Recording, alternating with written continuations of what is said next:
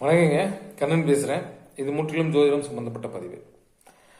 இந்த பதிவை என் குருமார்களை வணங்கி அவர்களின் ஆசையுடன் பதிவேற்றம் செய்கிறேன். நான்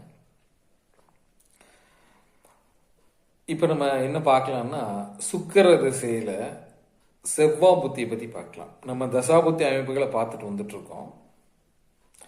இந்த வரிசையில் நம்ம ஃபர்ஸ்ட் கேதுவனுடைய தசாபுத்திகள் எல்லாமே பார்த்துட்டோம். இப்போ சுக்கரனுடைய தசாபுத்திகள் பார்த்துட்டு வந்துட்டு இருக்கோம்.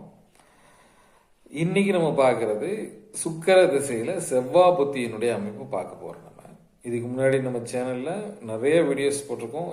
ஜோதிடம் எந்த தத்துவத்தின் அடிப்படையில் உருவாக்கப்பட்டது, நம்ம சித்தர்கள் முனிவர்களால நம்ம கடவுள் நமக்கு அருளிய ஜோதிடம் எந்த தத்துவத்தின் அடிப்படையில் உருவாக்கப்பட்டது, அதே மாதிரி தனி மனித ஜாதகம் எப்படி உருவாக்குறோம் அப்படிங்கிற அமைப்பு, அதில் இருந்து ஒவ்வொரு கிரகங்களை பற்றியும் அதனுடைய தன்மைகள் பற்றியும் பாவகங்களை பற்றியும் பாவங்களோட தன்மையை பற்றியும் அதனுடைய சிறப்புகள் பற்றியும் நம்ம நிறையா நம்ம சேனலில் போட்டிருக்கோம். கிட்டத்தட்ட மோர் தென் 100 வீடியோஸ் போட்டாச்சு. நீங்கள்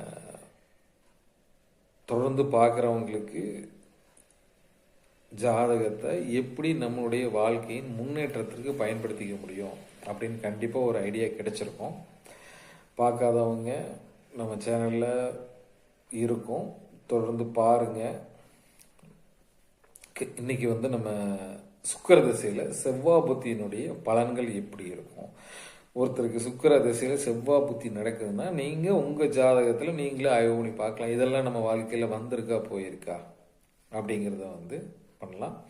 இதுக்காக நம்ம பண்டைய தமிழர்கள் நம்முடைய சித்தர்கள் ஞானிகள் கொடுத்துள்ள பாடல் என்ன அப்படின்னம்னா, புண்ணிய புகரில் செவ்வாய் புகழ் திங்கள் ஈரேலுக்கும் நன்னிய பூமி உண்டாம் நாரியால் கர்ம நாசம் எண்ணிய தேவர் சேவை இருவரால் பகையுண்டென்னும் கண்ணின் நோய் மெய்யில் குட்டம் கண்டது தீரும் தானே. அதாவது இதனுடைய அர்த்தம் என்னன்னா, புண்ணிய புகரில் செவ்வாய் புகழ் திங்கள் ஈரேலுக்கும், அதாவது சுக்கிர திசையில செவ்வாய் புத்தி 14 மாசங்கள், அதாவது ஒரு வருஷம் 2 மாசம் செவ்வாய் புத்தி நடக்கும். நன்னிய பூமி உண்டாம், இந்த காலகட்டங்களில் பார்த்தீங்கன்னா நிலபுலன்கள் அதிகமாக வாங்கிறதுக்கு உண்டான சேர்க்கறதுக்கு உண்டான அமைப்பு சேரும். நாரியால் கர்ம நாசம், அதாவது பெண்கள்னால கவனமாக பார்க்கணும். பெண்கள்னால தொழில் செய்கிற இடத்துல இருக்கும் பெண்கள்னால ஏதாவது கேடு விளைவிக்கும், பெண்களால் தொழில் கெடும் அப்படின்னு சொல்றாங்க. எண்ணிய தேவர் சேவை, தெய்வ பூசைகள் நடத்துறதுக்கு உண்டான பாக்கியம் கிடைக்கும். எல்லாத்துக்குமே பாக்கியம் கிடைக்காது. சாமிக்கு பணம் கூட கொடுத்துட்டு போயிடுவாங்க. அதை செஞ்சு நின்று செய்யறதுக்கு உண்டான அமைப்பு எல்லாத்துக்குமே கிடைக்காது. இந்தனுடைய தசா புத்திகள்ல கண்டிப்பாக கிடைக்கும். இருவரால் பகையும் உண்டாகும், பொண்டாட்டி பிள்ளைகளால விரோதம் ஏற்படுறதுக்கு வாய்ப்பு இருக்கு. கண்ணின் நோய், கண்ணில் நோய் அந்த மாதிரி வரலாம். மெய்யில் குட்டம், அதாவது குஷ்டம் அப்படின்னு சொல்லக்கூடிய நோய்கள் நீங்கும்.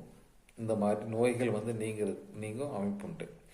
இது நம்ம பண்டைய தமிழர்கள் நமக்காக அருளிய பாடல். இதுல பார்த்தீங்கன்னா தசாநாதனும் புத்திநாதனும் நட்பு கிரகங்களாக இருந்துச்சுன்னா இதனுடைய பலன் எப்படி இருக்கும்னா, கிடைக்கிற ஜாதகருக்கு அந்த நடக்கும் தசாபுத்தி நடக்கும்போது தசாநாதனுக்கு கட்டுப்படுத்த புத்திநாதன் வேலை செய்யணும். இதுதான் ரூலு.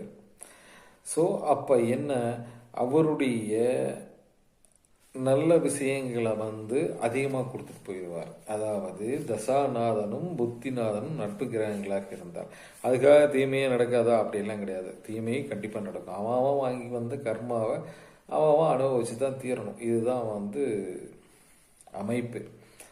ஆனால் தசாநாதனுக்கும் புத்திநாதனுக்கும் நட்பு கிரகங்களாக இருந்து லக்னாதிபதிக்கு இருவரும் நட்பு கிரகங்களாக இருந்து அல்லது குருவனுடைய பார்வையிலேயோ அல்லது ஏதாவது நல்ல விஷயம் உள்ளுக்குள்ளார, அதாவது பாக்கியங்கள் நல்லா இருந்து, பூர்வ புண்ணியம் நல்லா இருந்து, இப்படி எல்லாம் வரும்போது பார்த்தீங்கன்னா உங்களுக்கு கிடைக்கும் பலன்கள் சிறப்பு பலன்களாக நல்லது மட்டுமே கிடைக்கும். ஒன்றுமே இல்லையா, இழுத்து சாத்திரம், எதுவுமே ஸ்பெஷலாக கிடைக்காது. இது என்னடா அப்படிங்கிற மாதிரி இருக்கும். என்னதான் இருந்தாலும் இந்த ஜாதகருடைய தனிப்பட்ட ஜாதகத்தை ஆய்வு பண்ணி இவருக்கு இதில் எவ்வளோ நல்ல பலன் கிடைக்கும், இதில் எவ்வளவு மோசமான பலன்கள் கிடைக்கும், எல்லா திசையிலையும் நல்ல பலன் கிடைக்கும், எல்லா திசையிலையும் மோசமான பலன்கள் வரும்.